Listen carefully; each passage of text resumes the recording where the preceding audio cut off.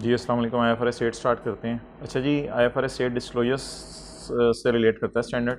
यकीन एंटिटीज़ पे लगेगा हुज डेट और equity instruments are quoted in a public market, या फिर ऐसी entities debt are in the process of becoming quoted, और if financial report contains both separate and consolidated financial statements. अगर separate और consolidated financial statements जो हैं वो दोनों बना रही है एक एंटिटी, तो फिर याद रखिएगा स्टैंडर्ड सिर्फ किस पे लगेगा, कंसोलिडेटेड। यानी IFRS 8 के फिर डिस्क्लोजर सेपरेट फाइनेंशियल स्टेटमेंट में भी देंगे, कंसोलिडेटेड फाइनेंशियल स्टेटमेंट में भी देंगे, या सिर्फ कंसोलिडेटेड में देंगे। जैसे हमने कंसोलिडेशन पढ़ी ना, तो उसमें पेरेंट की सेपरेट फाइनेंशियल स्टेटमेंट्स होती थी, सब्सिडरी की सेपरेट होती थी, हम उनको इकट्ठा करके कंसोलिडेटेड बनाते थे। तो फिर जो पेरेंट की सेपरेट फाइनेंशियल स्टेटमेंट होंगी उस पर ये स्टैंडर्ड नहीं लगेगा, बल्कि कंसोलिडेटेड फाइनेंशियल स्टेटमेंट पे ये लगेगा। अच्छा जी, अगला सवाल है कि हमारे कुछ ना ऑपरेटिंग सेगमेंट्स होंगे, उनको हम एग्रीगेट करेंगे, तो उनके एतबार से कुछ डिस्कशन है, उसको मैं ज़रा रिज्यूम करता हूँ। इससे पहले मैं एक डिस्कशन कर लूँ कि ऑपरेटिंग सेगमेंट्स क्या हैं। अच्छा, हमारे जो ऑपरेटिंग सेगमेंट्स हैं ना, ऑर्गेनाइजेशन के अंदर कुछ सेगमेंट्स हैं जिनको हम कहा करेंगे ऑपरेटिंग सेगमेंट्स। अब किसी सेगमेंट को ऑर्गेनाइजेशन के अंदर ऑपरेटिंग सेगमेंट कहने के लिए क्या शराइत हैं? उसके लिए भाई 3 शराइत हैं। नंबर 1, हर ऐसा सेगमेंट ऑर्गेनाइजेशन का जो रेवेन्यू कमाए और खर्चे करे और उसके results chief operating decision maker regularly review करे और उसकी separate records, discrete records accounting हो रही हो, तो हर वो सेगमेंट ऑपरेटिंग सेगमेंट है जो ये 3 बातें पूरा करे। इस बुनियाद पर head office is not an operating segment क्योंकि वो रेवेन्यू नहीं कमा रहा। Research and development department is not an operating segment क्योंकि वो रेवेन्यू नहीं कमा रहा। हाँ, कभी फिक्स एसेट इनके सेल हो जाएं वो और बात है, इनका मकसद रेवेन्यू कमाना नहीं है। ओके, अच्छा, अब मैं वो उसकी तरफ जाता हूं, एग्रीगेशन क्राइटेरिया की तरफ। एग्रीगेशन क्राइटेरिया ये होता है कि कई दफ़ा ना हमारे ऑपरेटिंग सेगमेंट्स ऐसे होते हैं जो ये ज़रा फिक्रा पड़िएगा। Aggregation of operating segments is done when they have similar economic characteristics. उनके सिमिलर इकोनॉमिक कैरेक्टरिस्टिक्स हैं। मिसाल के तौर पे आप की बेकरी भी है, और मिसाल के तौर पे आपकी उसकी बेकरी के साथ जो है वो आप बॉटल्स बना के भी दे रहे हैं। अब आप कहते हैं यार नेचर ऑफ प्रोडक्ट्स दोनों की ईटेबल्स हैं, प्रोडक्शन प्रोसेस भी सेम है, उसके बाद जो है वो टाइप्स ऑफ कस्टमर भी सेम है, इंडिविजुअल्स हैं जो ये बोतलें पीते हैं और बेकरी के आइटम्स खाते हैं, मेथड यूज टू डिस्ट्रीब्यूट भी सेम है, कोई लोग बेकरी पे आ जाते हैं, कईयों को हम घर डिलीवर कर देते हैं, और रेगुलेटरी इन्वायरमेंट भी एक ही इनको डील कर रही है। तो ऐसी सूरत में आप कहते हैं यार अब बेकरी को और बॉटल्स को जो हम बेच रहे हैं अलग अलग बनाना छोड़ो परे, इनको इकट्ठा ही डील कर लेते हैं। तो इसमें यह है कि फिर ऑपरेटिंग सेगमेंट्स आपके एक से ज्यादा होंगे, लेकिन आप स्टिल उनको एग्रीगेट करके एक ऑपरेटिंग सेगमेंट कह रहे होंगे। डन, क्योंकि उनमें ये 5 बातें कॉमन पाई जा रही हैं। नेक्स्ट, ऑपरेटिंग सेगमेंट्स तो हो गया, हमें पता चल गया कौन है। इसके बाद जी CODM है हमारे ऑर्गेनाइजेशन का चीफ ऑपरेटिंग डिसीजन मेकर। अच्छा यार, याद रखिएगा ये it is not a manager, ये कोई मैनेजर का नाम नहीं है, इट इज अ फंक्शन, ये काम का नाम है। CODM chief operating decision maker, may be CEO, may be chief operating officer, may be group of directors. तो ये कोई बंदा नहीं है जिसको स्पेसिफिक डेजिग्नेशन दी हो, ये ग्रुप ऑफ पर्संस भी हो सकते हैं जो एक काम कर रहे हो। इसे कहा जाता है chief operating decision maker. It may not be a single man. Segment manager, segment manager वो होता है जो सेगमेंट को देख रहा हो, but it is not a manager, ये भी एक फंक्शन है, काम है। One manager can handle more than one operating segment. ये जरूरी नहीं है कि हर सेगमेंट का हर मैनेजर हो। एक मैनेजर एक से ज्यादा सेगमेंट्स को भी देख सकता है। CODM can also be a manager, CODM खुद भी मैनेजर हो सकता है फॉर वन और मोर ऑपरेटिंग सेगमेंट्स। तो इसलिए सेगमेंट मैनेजर भी एक फंक्शन है, कोई एक मैनेजर का नाम या किसी बंदे का नाम नहीं जरूरी। अच्छा, जिसके बाद IFRS 8 में है कि उन ऑपरेटिंग सेगमेंट्स में से कौन से ऐसे ऑपरेटिंग सेगमेंट्स हैं जिनके बारे में यूजर्स को डिस्क्लोज करें। एक बेकरी है, मिसाल के तौर पे एक का हमारा फर्नीचर का काम है, एक मेडिसिन का काम है, एक हमारा रियल एस्टेट का काम है, एक हमारा जो है वो मैरिज हॉल्स हैं। अब 5 6 7 काम हम इकट्ठे कर रहे हैं। फार्मास्यूटिकल का काम है, इसके साथ हमारा आईटी सर्विसेज देने का काम है, इसके साथ हमारा लैपटॉप बनाने का काम है। अब इतने ज़्यादा काम कर रहे हैं, अब सारे यूजर्स को बताने ज़रूरी तो नहीं सेगमेंट वाइज। उसमें फिर जो बड़े बड़े सेगमेंट्स हैं ना, उनको इकट्ठा किया जाता है, डेट इज कॉल्ड एज, उनको आइडेंटिफाई किया जाता है, that is called as reportable operating segment, जो यूजर को बताने हैं। An entity shall report separate information for each reporting segment, जब ये ऑपरेटिंग सेगमेंट हो या फिर कई ऑपरेटिंग सेगमेंट्स को एग्रीगेट करके एक बना दिया गया हो, जैसे मैंने आपसे पहले बात की, और ये 10% टेस्ट पास करा हो। सो व्हाट इज 10% टेस्ट, वो मैं डिस्कस करता हूं आपसे। अच्छा, 10% टेस्ट एक ऐसा टेस्ट है जो आप ना हर सेगमेंट की 3 चीजें पकड़ के लगाते हैं, उसके प्रॉफिट्स, उसकी टोटल सेल। टोटल सेल से मेरा मतलब यह है कि कई दफा सेगमेंट्स इंटरनल सेल भी कर रहे होते हैं, एक्सटर्नल सेल भी कर रहे होते हैं।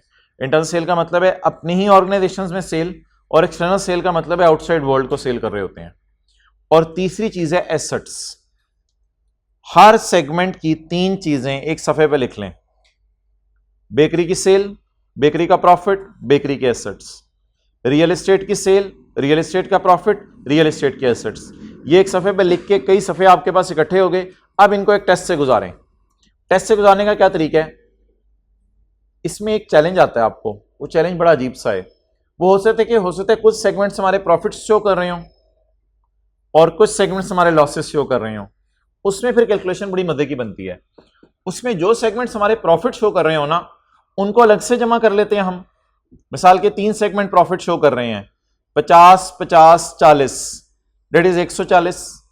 2 सेगमेंट लॉस शो कर रहे हैं, 25 25, डेट इज 50। अब आप लॉसेस को अलग जमा कर लें, प्रॉफिट्स को अलग जमा कर लें। प्रॉफिट्स और लॉसेस को टोटल करके अलग रख लिया। प्रॉफिट्स का टोटल 145 अभी मैंने बताया, और लॉसेस का टोटल 50। इन दोनों में से हायर उठाएं। No, what is higher? Yes, profits is higher. अब वो जो प्रॉफिट्स आपने उठा लिए, उसको अब आपने बेस बनाना है 145। 145 का आप लगाएं 10%, व्हाट इज दैट? 14 पॉइंट। अब 14.5 से जो भी ज्यादा है, साइन इग्नोर करके, दैट इज 10% टेस्ट में पास हो रहा है। और मेरे ख्याल से जो मैंने आपको डेटा दिया, सारे 10% टेस्ट में पास हो गए। 14.5 से 50 भी ज्यादा है, 50 भी ज्यादा है, 45 भी ज्यादा है, 25 भी ज्यादा है, 25 भी ज्यादा है। तो 14.5 से जब आपने कंपेयर करना है, तो फिर आपने प्रॉफिट्स या लॉसेस के साइन को इग्नोर कर देना है। तो ये एक तरीका है 10% टेस्ट लगाने का। इसके बाद आपने एक 10% टेस्ट लगाना है on your total revenue. Total revenue का क्या मतलब है? बेकरी का टोटल रेवेन्यू है 100, उसमें 50 आपस का है, 50 एक्सटर्नल वर्ल्ड का है। यानी बेकरी ने ही अपने रियल एस्टेट वाले को कोई आइटम सेल किए हैं, और रियल एस्टेट का प्रॉफिट है एक्सटर्नल 70, इंटरनल 30। अब 200 जमा 200, 400 is called as our total revenue.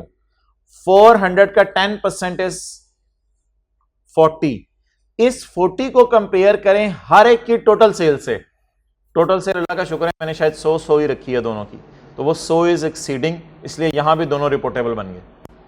Reportable means इस काबिल है कि यूजर को बताएं, और इन द एंड यही टेस्ट आपने एसेट्स पे भी लगाना है। तो the bit technical thing is profits and losses, and दूसरी साइड पे रेवेन्यूज।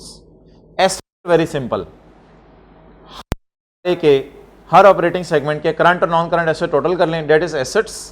उन एसेट्स का, सबका एसेट्स का लें। अच्छा, एक बात यहां पे याद रखनी है, सवाल आईकैप में बड़े घुमा के आ रहे हैं।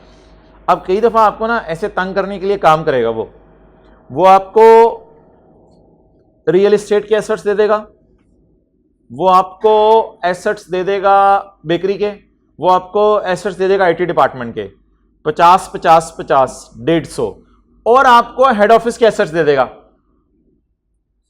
अब आप हजरात इन चारों को टोटल करके कोई साइंस मारेंगे, लेकिन during this test you are not allowed to touch head office. आपने उन 3 को जमा करने, 150 50 50, दैट इज 150, डेट्स ओवर। 150 का आपने लेना है 10%, डेट इज 15। उस 15 से इन 3 को कंपेयर करना है, because we have already decided that head office is not an operating segment, तो फिर इसको ऑपरेटिंग सेगमेंट्स में क्यों डाल रहे हैं? और उसने क्या लिखा हुआ, लफ्ज पढ़े, assets are 10% or more of the combined assets of all segments, means operating segments। अच्छा, एक ना फिर इसके बाद पंगा और होगा कि आपने ना इन टेस्ट को लगा के अपने 3-4 इदारे आइडेंटिफाई कर लिए कि ये हमारे रिपोर्टेबल हैं। फिर आपने एक काम करना है, इन तीनों का ना एक्सटर्नल रेवेन्यू लिखना है। एक्सटर्नल रेवेन्यू से मुराद है सिर्फ वो वाला रेवेन्यू जो बाहर के वर्ल्ड को हो रहा है। वो कैसे लिखना है आपने? वो आपने लिख लिया जी, मेरे बेकरी का एक्सटर्नल रेवेन्यू है मिसाल के तौर पे 70, मेरा रियल एस्टेट का एक्सटर्नल रेवेन्यू है 30, मेरा आईटी का एक्सटर्नल रेवेन्यू है 50, टोटल हो गया 150। इस 150 को आपने सामने रख लेना है। इसके बाद आपने अपनी ऑर्गेनाइजेशन का पूरा एक्सटर्नल रेवेन्यू देखना है, जिसमें आप छोटी मोटी चीजें हो सकते हैं बेच रहे हो, आप कोई लेजर लाइट्स बेच रहे हो, आप हो सकते हैं डोर्स बेच रहे हो, आप हो सकते हैं कोई कीज बेच रहे हो। तो एक्सटर्नल रेवेन्यू अपनी ऑर्गेनाइजेशन का पकड़ना है। ये P&L वाली सेल होती है, ये P&L वाली सेल होती है, क्योंकि P&L में याद रखिएगा एक्सटर्नल सेल ही जाती है सिर्फ। उसका आपने लगाना है 75%। उसका 75% फर्ज करें इन तीनों के टोटल से ज्यादा आ गया, इसका मतलब है आप अच्छा खासा रेवेन्यू यूजर को रिपोर्ट नहीं कर रहे। तो अब आप अगला काम करें, आप ना जो बाकी इदारे बच गए हैं आपके ऑपरेटिंग सेगमेंट्स, उनमें से जिसका सबसे ज्यादा एक्सटर्नल रेवेन्यू है वो उठाएं और वो उठा के उन 3 के एक्सटर्नल रेवेन्यू में जमा करें और जमा करके इसको एक्सटर्नल सेल्स से डिवाइड करें अपनी। वो जो टोटल एक्सटर्नल सेल है ऑर्गेनाइजेशन की, टोटल से मुराद मेरी टोटल इंटरनल एक्सटर्नल मिला के नहीं, यानी सारे ऑपरेटिंग सेगमेंट की एक्सटर्नल सेल, उससे कंपेयर करें। कंपेयर करने का ये तरीका होगा कि एक्सटर्नल सेल का आप 75% लेके रख लेंगे और फिर आप 4 की एक्सटर्नल सेल के टोटल से कंपेयर करेंगे, क्योंकि 3 से आपका गुजारा नहीं चल रहा था। अब अगर आपका 75% एक्सटर्नल सेल टेस्ट पास हो गया है, अब आपको कोई और सेगमेंट आइडेंटिफाई करने की जरूरत नहीं है। तो ये अगला टेस्ट है। इसके बाद फिर आपके बच जाएंगे नॉन रिपोर्टेबल सेगमेंट, जो छोटी मोटी सेल है जिनकी, और उनको फिर क्या करें, उनको ऑल अदर सेगमेंट्स को इकट्ठा करके डाल दें, उनको फिर डिस्क्लोज करना अलग अलग जरूरी नहीं है। अच्छा जी, अब 2 चैलेंजेस हैं। एक चैलेंज ये है कि एक हमारा कोई ऑपरेटिंग सेगमेंट था जो कि इस साल आइडेंटिफाई हुआ 10% टेस्ट की वजह से। पिछले साल बेचारा 10% टेस्ट में पास ही नहीं हुआ था। अब पिछले साल था 8%, इस साल है 12%। अब इस साल जब मैं उसे डिस्क्लोज करूंगा, disclosing a reportable segment in current year when it met threshold in previous year. अच्छा, ये दूसरी बात है, पहले मैं अगली वाली बात करता हूं। मैं क्या बात कर रहा था? मैं ये बात कर रहा था कि इस साल है 12%, बोले इस साल है 12% और पिछले साल क्या था 8%। अब इस साल तो डिस्क्लोज करना ही करना है क्योंकि मोर देन 10 है। अब पिछले साल मैंने डिस्क्लोज किया होगा या नहीं किया होगा? नहीं किया होगा, क्योंकि वो 10% से। क्या मैं कंपैरेटिव इंफॉर्मेशन पिछले साल की रीस्टेट करूं? जवाब है restating comparative information if threshold met in this year but not in year. ये ईयर का आर एंड पे नहीं लगा हुआ, इन प्रीवियस ईयर। अच्छा, segment data for a prior period for comparative purposes shall be restated to reflect the newly reportable segment। इसको restate करेंगे बोलें या नहीं करेंगे? रीस्टेट करेंगे। अच्छा जी, अब इसके अंदर मोहतरम एक छोटी सी बहस है, वो ये है कि अनलेस कि आप कह दें नेसेसरी इंफॉर्मेशन डेवलप करना ना मेरे लिए बहुत मुश्किल हो रहा है और इतनी कॉस्ट इनकर हो जाएगी प्रीवियस इंफॉर्मेशन डेवलप करने के लिए, तो फिर आप स्किप कर सकते हैं, वरना कोशिश करें कि डाटा अवेलेबल हो। अच्छा, दूसरा पॉइंट एक और, इज इट पॉसिबल के, अब वो जो ऊपर वाला हमारा रह गया था, इज इट पॉसिबल कि इस साल किसी का 7% टेस्ट हो, टेस्ट का रिजल्ट 7% आए और पिछले साल 16% था? अब वो पिछले साल तो रिपोर्टेबल था, लेकिन इस साल क्या बन गया? Non reportable. उसका क्या करें? उसका क्या करें? उसका क्या करें? रिपोर्ट करें या ना करें? ठहरो ना, पढ़ो क्या कहता है standard. Disclosing as reportable segment in the year when it met threshold in previous year but not in, क्या करें?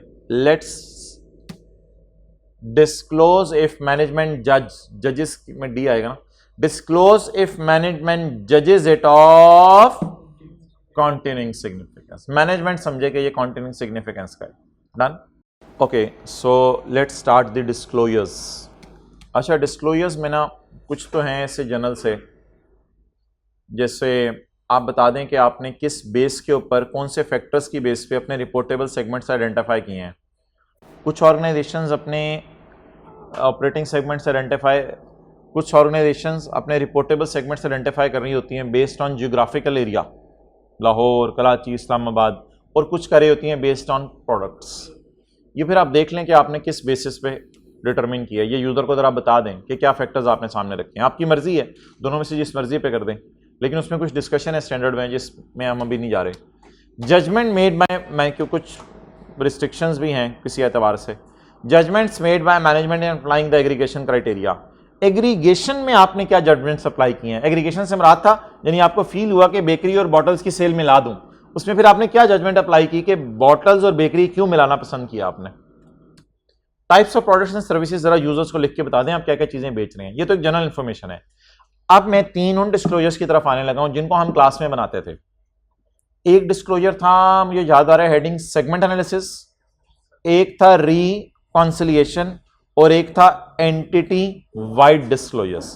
तो पहले मैं इन 3 को डिस्कस करता हूं। सेगमेंट एनालिसिस, सेगमेंट्स का एनालिसिस दें, सेगमेंट्स के प्रॉफिट्स बताएं, सेगमेंट्स के एसेट्स बताएं, सेगमेंट्स की लायबिलिटीज बताएं, सेगमेंट्स की एक्सटर्नल सेल बताएं, सेगमेंट्स की आपस की सेल बताएं, सेगमेंट्स का इंटरेस्ट रेवेन्यू बताएं, सेगमेंट्स की इंटरेस्ट इनकम बताएं, सेगमेंट्स का डिप्रिसिएशन बताएं, अमोर्टाइजेशन बताएं, कोई अदर मटेरियल आइटम्स हैं वो बताएं, और एंटिटीज प्रॉफिट इन प्रॉफिट और लॉस ऑफ एसोसिएट। और अगर हर सेगमेंट ने किसी एसोसिएट के शेयर खरीदे हैं IAS 28 टाइप, तो बताएं आपका उसमें कितना इंटरेस्ट है। मटेरियल नॉन कैश आइटम्स बता दें, डिप्रिसिएशन ऊपर उसने कवर कर ली। मटेरियल नॉन कैश आइटम्स कौन से हो सकते हैं इसके अलावा? मिसाल के तौर पे इंपेयरमेंट। इन्वेस्टमेंट इन एसोसिएट्स बताएं अपनी कितनी है। इन्वेस्टमेंट इन एसोसिएट और प्रॉफिट ऑफ एसोसिएट में फर्क पता है ना आपको?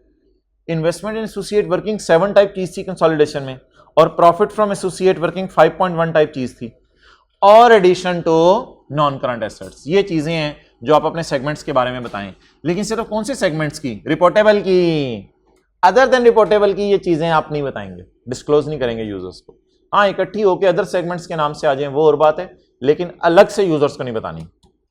अगली चीज आपने रिकॉन्सिलेशन बनानी है। रिकॉन्सिलेशन मोटी मोटी हम 3-4 चीजों की बनाते थे। सेगमेंट रेवेन्यूज की, सेगमेंट प्रॉफिट्स की, एसेट्स की, लाइबिलिटीज की, और अगर और कोई मटेरियल आइटम। अच्छा, रिकॉन्सिलेशन ना एक चीज होती है मोहतरम, उसका ऑब्जेक्टिव जरा सुन लें क्या होता है।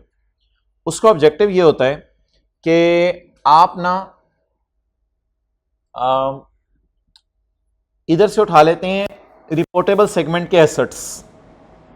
रिपोर्टेबल सेगमेंट्स के एसेट्स आपने बेकरी के उठा लिए, रियल एस्टेट के उठा लिए, IT के उठा लिए। 1 + 1 = 1, 3 रुपए के एसेट्स आ गए इनके। अदर देन रिपोर्टेबल, मिसाल के तौर पे दरवाजे बेच रहे हैं आप, जो है कीबोर्ड बेच रहे हैं, 1 रुपए उनके उठा लिए। ये हो गए 5 रुपए के एसेट्स। 3 रुपए के आपने रिपोर्टेबल के उठा लिए, 2 रुपए के आपने नॉन रिपोर्टेबल के उठा लिए। ये आपकी बैलेंस शीट के एसेट्स से मैच नहीं करेंगे। द रीजन इज कि आपके हेड ऑफिस के एसेट्स भी हैं, आपके R&D के एसेट्स भी हैं। तो इन दोनों के दरमियान एक रिकंसाइलिंग आइटम आएगा, यानी एंटिटी के टोटल एसेट्स हैं 7, आपने उठाए हैं 3 + 2। No, what is the difference between 2 जो एक्स्ट्रा आ रहा है? That might be head office assets. वो या तो सवाल आपको देगा हेड ऑफिस के एसेट्स के नाम से, और फिर आप टोटल बैलेंसिंग निकालेंगे, या टोटल 7 आपको दे देगा और हेड ऑफिस की आप बैलेंसिंग निकालेंगे। It depends upon data. Similarly talk about profits, थोड़ा सा जरा रिवाइज हो जाए। प्रॉफिट्स में रिकॉन्सिलेशन कैसे बनेगी? आप प्रॉफिट उठाएंगे 3 सेगमेंट्स का, जो मैंने आपको बताया। 3 सेगमेंट्स का प्रॉफिट है 5 रुपए जमा 5 रुपए जमा 4 रुपए 14 रुपए। 14 रुपए के प्रॉफिट आपने 1-1 रुपया प्रॉफिट डाला कि छोटे मोटे सेगमेंट्स का, 14 जमा 2 16। 16 का profit will not match with your profit of 15.5 in your financial statements because 0.5 can be expenses of head office. 16 minus 0.5 15.5 will be called as profit, जो कि एंटिटी का प्रॉफिट है। हमने एक सवाल किए थे क्लास में, जैसे गोहर्स फाइनेंशियल स्टेटमेंट का प्रॉफिट। सो इस तरह हमारे क्या रिकंसाइल हो जाते हैं, बोलें, प्रॉफिट्स। सिमिलरली लायबिलिटीज रिकंसाइल होती हैं। अच्छा, रेवेन्यूज जो आपने रिकंसाइल करने होते हैं उसकी भी रिकंसिलेशन देख लें, वो बड़ी सिंपल होती है। रेवेन्यूज आपने उठाने होते हैं सबसे पहले टोटल, एक्सटर्नल प्लस इंटरनल, तीनों के टोटल उठा लिए, 2 के टोटल उठा लिए, 5 के टोटल आ गए। इस 5 के टोटल में से ओवरऑल पांचों के इंटरनल माइनस कर दें, इकट्ठे एक ही पांचों के इंटरनल माइनस कर दें। ये फिगर माइनस मैच कर जाएगी आपके एक्सटर्नल रेवेन्यू से जो आपके पीएनएल में आ रहा होगा, क्योंकि पीएनएल में याद रखिएगा कौन सा रेवेन्यू जाता है, इंटरनल प्लस एक्सटर्नल या ओनली एक्सटर्नल, ओनली एक्सटर्नल। ये एक मेजरमेंट थी, ये थोड़ी सी थ्योरेटिकल सी डिस्कशन है, मैं जरा मेन न्यूमेरिकल डिस्कशन की तरफ आ रहा हूं। Entity wide disclosures, entity wide disclosures ना 3 है। अच्छा, एंटिटी वाइड डिस्क्लोजर याद रखिएगा उस एंटिटी ने भी देने हैं जिसका सिर्फ एक रिपोर्टेबल सेगमेंट है, एक से ज्यादा है तो भी देने हैं। एंटिटी वाइड डिस्क्लोजर्स में ना आपने ओवरऑल एंटिटी लेवल पे चीजें बतानी है, सेगमेंट लेवल पे नहीं। किस लेवल पे? एंटिटी लेवल पे, बड़े लेवल पे। क्या क्या बताना है? Revenue from external customers, product wise, क्योंकि हो सकता है आपने अपनी सेगमेंट इंफॉर्मेशन ज्योग्राफिकल वाइज बनाई हो। फिर उसके बाद आपने रेवेन्यूज बताने हैं from external customers and non current assets, आपने अपने बताने हैं एज ऑन एक्सटर्नल कस्टमर्स और non current assets as on. कहां के? पाकिस्तान में कितने हैं, country of domicile, and foreign countries में कितने हैं। अच्छा, इसमें कुछ ऐसे तफसील है,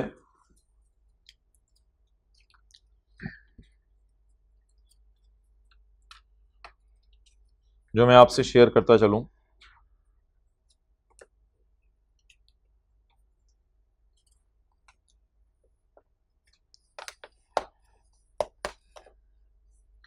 ये जो फॉरेन कंट्रीज है ना, फॉरेन कंट्रीज की जो आपने एक्सटर्नल सेल और नॉन करंट एसेट्स बतानी है, ये इसमें थोड़ी सी बहस है कि ये कंट्री वाइज बतानी है या फॉरेन कंट्रीज लिख के इकट्ठी बतानी है। उसमें स्टैंडर्ड में ये लिखा हुआ है कि यार अगर आपको मटेरियल लगे ना हर कंट्री की तो अलग अलग बता दें, वरना आप सारी कंट्रीज की फॉरेन की इकट्ठी भी कर सकते हैं, कोई मसला नहीं। और एंटिटी वाइड डिस्क्लोजर में जी हमारा आखिरी डिस्क्लोजर है रिलायंस ऑन मेजर कस्टमर। आपका मेजर कस्टमर कौन सा है? मेजर कस्टमर पकड़ना बड़ा आसान है। एक्सटर्नल सेल अपनी पकड़ें बिजनेस की, एक्सटर्नल सेल का लगा दें 10%, जिस पे आपने 75 लगाया था थोड़ी देर पहले, उस पे लगा दें 10%। उतनी या उससे ज्यादा जिस कस्टमर को सेल हो रही है, that will be called as external customer. फिर उस पे आपकी रिलायंस है ऑब्वियसली, क्योंकि अगर वो चला गया तो आपकी सेल अगले साल 10% से फौरन कम हो जानी है, तो बेचारे यूजर भी परेशान होंगे एकदम सेल क्यों ड्रॉप हो गई। तो extent of reliance on major customer बता दें, लेकिन कस्टमर का नाम नहीं बताना, लेकिन यह बताना है कस्टमर को किस सेगमेंट में से चीजें बेच रहे हैं।